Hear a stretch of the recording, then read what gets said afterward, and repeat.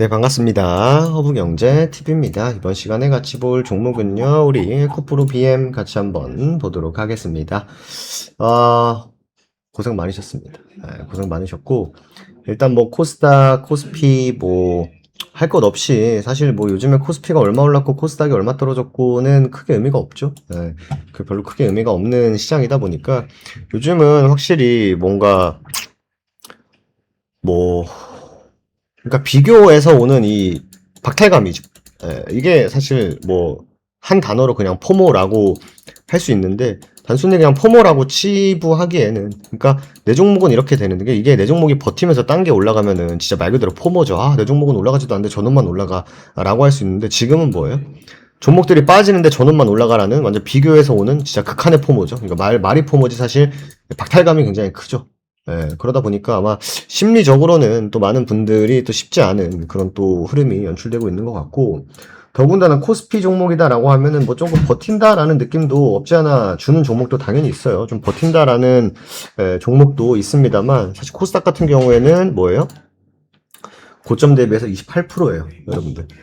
진짜 냉정히 고점 대비해서 28%다라고 하면은 일반적으로 사실 우리가 2% 올라가고 그러니까 지수가 뭐 2% 올라가고 2% 빠지고 이러면은 보통 종목들은 3에서 5% 정도 오르고 3에서 5% 정도 빠집니다라고 일반적으로 설명을 드리는데, 그러니까 그게 과거엔 그랬으니까 지수보다 조금 덜 오르고 지수만큼 오르더라도 빠질 때는 지수보다 더 빠지죠, 일반적으로는.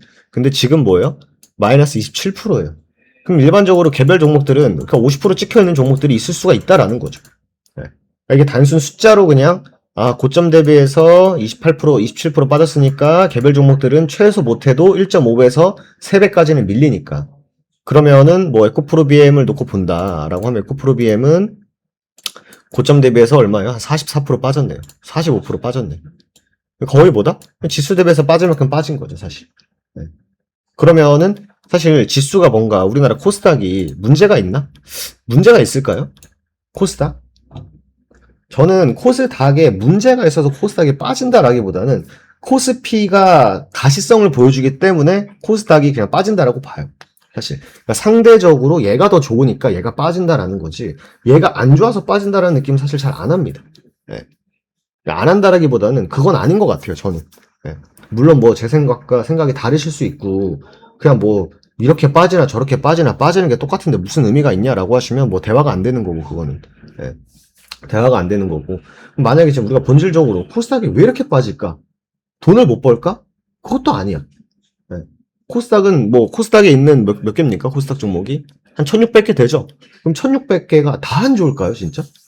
진짜 그러니까 일반적으로 생각했을 때 우리나라에 상장사가 있는데 한 열댓 개 빼고는 다 안 좋으니까 빠질까? 저는 그거는 아닌 것 같아요. 그건 아닌 것 같고, 그냥 있는 몇몇 종목들이 너무 좋다 보니까 다른 쪽에서 그냥 비교 열위, 상대적으로 비교 우위의 종목이 있고 비교 열위의 종목이 있는 게 아닐까. 그 영향이 이제 과하게 가속화돼서 나오는 게 아닐까라는 생각을 합니다. 그러다 보니까 결국 고점 대비 마이너스 45%인 거죠. 지수도 고점 대비 마이너스 28%인 거고. 그래서 저는 물론 이거를 과연 어떻게 돌릴까? 어떻게 돌릴 수 있을까? 요즘에 사실 뭔가 코스닥 종목에 대한 뭐 코멘트라든지 이런 것도 보면은 뭔가 이제 뭔가 되게 딥하게 뭐 본질적인 이 기업이 좋고 나 이런 얘기는 거의 없어요. 지금. 왜? 지금 분석의 영역은 끝이 넘어갔거든, 사실. 분석이 지금 먹히지 않고 분석이 의미가 없는 구간에 들어왔잖아요. 네. 그럼 누구한테 가가지고 비교하지 말고 그럼 코스닥이 왜 빠지나요? 라고 했을 때 명확하게 클리어하게 뭔가 그걸 답변할 수 있는 사람이 있을까요? 전 없을 것 같은데. 네. 그죠? 여러분들도 코스닥만 놓고 보고, 아니 코스피가 좋으니까 코스닥이 빠지죠. 코스피로 수급이 흘러들어가니까 코스닥이 빠지죠 말고, 코스닥에 뭔가 문제가 있어서 빠진다라고 했을 때 어떤 명확하게 답변을 할 수 있는 부분이 있을까 싶은 거죠. 네. 그잖아요. 그죠? 네. 약간 지금은 좀 불가항력적인 부분이다, 라는 생각을 하고, 뭐 많은 분들이 사실 근데 결국 그 본질적으로 따져보면은 어쨌든 간에 종목이 문제가 없고 종목이 좋지 않더라도 빠지는 거는 뭐다? 매도해서 다른 곳을 매수하기 때문이죠, 사실. 제1 이유는. 그러면은 말씀드린 대로 다시 회복할 수 있는 뭐 에코프로뿐만 아니라 뭐 2차 전지도 마찬가지고 에코프로 BM도 마찬가지고 2차 전지 뭐 바이오 로봇들도 놓고 봤을 때 그죠? 그들을 과연 어떻게 움직일 수 있는 트리거가 있을까? 라고 생각을 해보면 일단은 첫 번째는 이제 정부의 활성화 정책이 안 먹히죠. 사실 5월 달인가요? 4월 달에 얘기가 나왔죠. 정부에서 활성화 정책을 펼치겠다. 일단 쏙 들어갔어요. 그리고 나서 아시겠지만 일주일 뒤에 뭐 합니까? 코스닥 30주년 행사가 열리죠.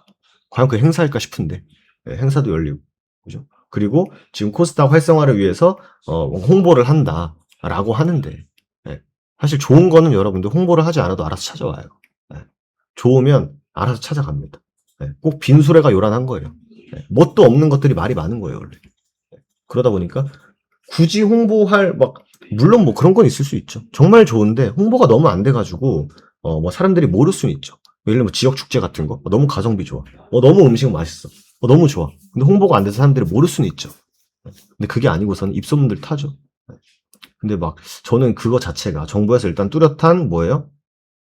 그러니까 단계적으로 우리가 코스닥 활성화 정책을 펼치기 위해서 이거부터 해서 이거하고 저거하고 저거 해서 이거 할 거다라는 일단 첫 번째 로드맵도 없어요. 그냥 말만 그냥 보도자료 뿌려가지고 코스닥 활성화 정책 준비하고 있다. 일단 마무리도 안 됐죠. 마무리도 안 됐는데 갑자기 홍보해가지고 뭐라 할 건데? 뭐라 할 건데? 막말로 외국인들이 정말 긍정적으로 코리아 너무 좋아 해서 왔어. 그래서 코스닥 설명회에 들어갔어. 근데 너네들 그렇게 좋다는데 주가는 왜 이러냐? 그럼 뭐라 그럴 건데 거기서? 그러니까 저는 그런 것 같아요. 지금 우리나라 지금 뭐 코스닥 활성화라는 키워드만 넣고 보면은 그냥 빈수레가 요란하다. 네. 뭐 제대로 하나도 마무리해 놓지 않고 나서 다음 걸 자꾸 하려고 하는 거죠. 이거부터라도 지금 뭐 뚜렷하게 어떻게 할 거다, 어떤 정책을 펼칠 거다, 이렇게 되면 이런 기대를 뭐 요할 수 있다라고 하는데 뭐 그런 부분에 대해서는 뭐 단 하나도 준비된 게 없는 것 같고, 뭐 준비된 게 있다 하더라도 진행되지 않는 것 같고, 단순히 그냥 코스피가 좋고 SK하이닉스 삼성전자가 좋으니까 코스닥에 돈이 빠져나간다라고 하기엔 틀린 말은 아니죠. 틀린 말은 아닌데 어쨌든 간에 결국 사람들이 주식하는 사람들 비슷하잖아요. 증시 막 밀리면 어때요? 연기금 도대체 뭐하냐? 국민연금 도대체 뭐하냐? 증시가 이렇게 개박살나고 있는데 내가 그러라고 세금 냈냐? 다 이 얘기 하잖아요. 사람들이 이제 그런 얘기도 안 하잖아요. 그 얘기를 할 힘도 없는 거죠, 사실상. 사가지고 국민연금 맨날 대형주만 사고 이제 뭐 룸이 다 차가지고 이제 팔아야 된다라고 하는 소리만 하고 있으니까. 뭐 그게 뭐 비정상이라고 말씀드린 건 아닙니다. 어쨌든 제가 말씀드리는 포인트는 일단 첫 번째는 코스닥만 놓고 봤을 때 코스닥에 뭔가 노이즈가 있어가지고 코스닥이 이렇게 되고 있냐? 이건 아닌 것 같다. 물론 당연히 말씀드린 대로 코스피에 대한 우위가 있기 때문에 쏠림의 현상이 나오는 건 맞다. 그죠? 그리고 두 번째는 뭐다? 정부가 분명 상반기 1분기였던 것 같은데 코스닥 활성화 정책에 대해서 아무것도 현재 하고 있는 것 같지 않다. 코스닥 국민성장 펀드 만들어가지고 오늘도 기사 나왔죠. 바이오로 4조 얼마 들어갈 거다라고 하는데 하루에 매도 나온다라고 하는 게 7조인데 7조가 나오는데 지금 지금 4조 바이오 펀드 만들어주고 뭐 할 수 있겠냐는 거죠. 그잖아요. 개인적인 생각은 그렇다. 그렇기 때문에 물론 주가가 빠지는 게 무조건 정부의 탓은 아닐 수 있겠습니다만 어느 정도 책임은 있다. 여러분들도 공감할 수 있는 그런 이런저런 이유들에 대한 책임은 있겠죠, 당연히. 근데 사실 에코프로 BM이 그렇다고 해서 일을 안 하는 것도 아닐 거고, 그리고 나름의 일을 하고 있을 거고, 근데 약간 이제 불가항력적으로 내가 열심히 한다 한들 시장이 안 도와주면 할 수 없는 거죠. 과연 저는 이제 말씀드린 대로 이제는 코스닥을 분석하는 사람들이 거의 없죠. 약간 좀 우스갯소리 하는 사람들만 있죠. 남은 사람들은. 코스닥이 어떻게 될까? 도대체 코스닥이 뭘로 살아날까? 이런 얘기 하고 있는 거죠. 근데 언제나 그랬듯이 여러분들 악재는요, 일반적인 사람들, 그러니까 일반적으로 시장에서 아무도 호재는 호재고, 이게 호재가 될 거다, 이게 악재가 될 거다라고 하는 건 아무도 몰라요, 사실. 오죽하면 주식시장에서 그러잖아요.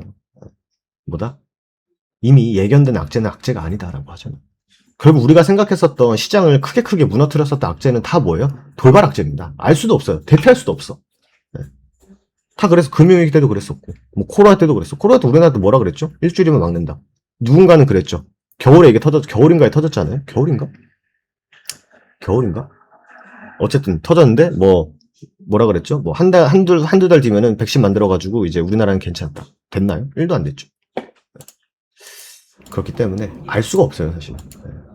요즘에 난리도 아닌 SK하이닉스 삼성전자도 마찬가지죠.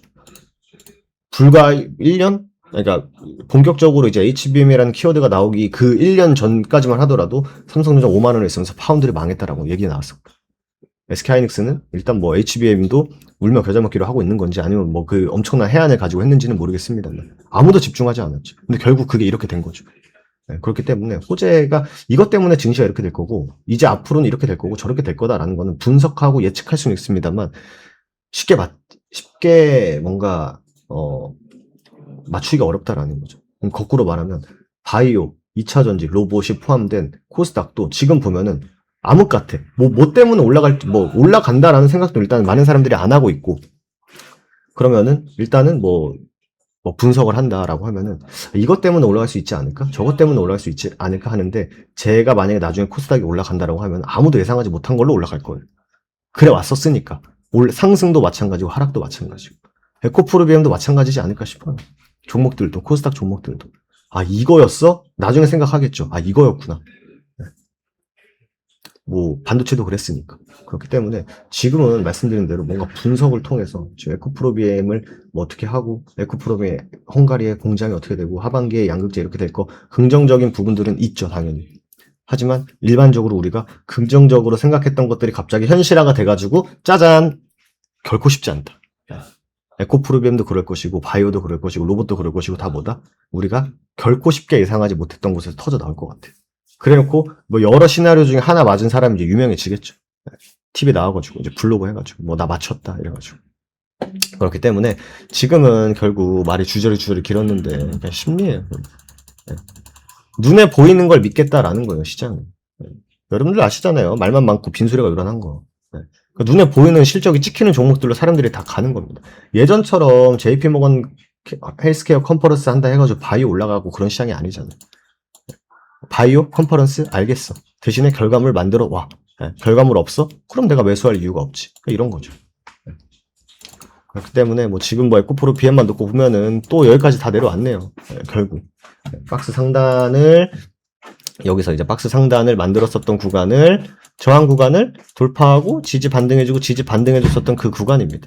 그리고 코스닥도 정말 많이 밀려 내려왔고 그렇기 때문에 과연 여기서 돌아 나간다면 혹은 버티고 다시 돌린다라고 했을 때 어떤 키워드를 붙여주는지 현재는 그거에 약간 좀 이제 집중하고 있는 게 맞겠죠. 뭐 여러분들이 생각하는 게 맞을 수도 있고 나는 이것 때문에 올라갈 것 같은데 뭐 그게 맞을 수도 있고 아니면 새롭게 튀어나왔는데 전혀 예상하지 못한 거야. 그럼 그거에 대해서 분석을 해서 이게 어느 정도 연속성을 가질 것인지를 생각을 하고 대응을 하는 게 맞지 않을까 이런 생각을 합니다. 그렇기 때문에 뭐 에코프로비엠이 어쩌고 저쩌고 말씀드린 부분은 없습니다만 아무래도 지금은 뭐 개별 종목들이 안 좋아서 빠지는 게 아니다.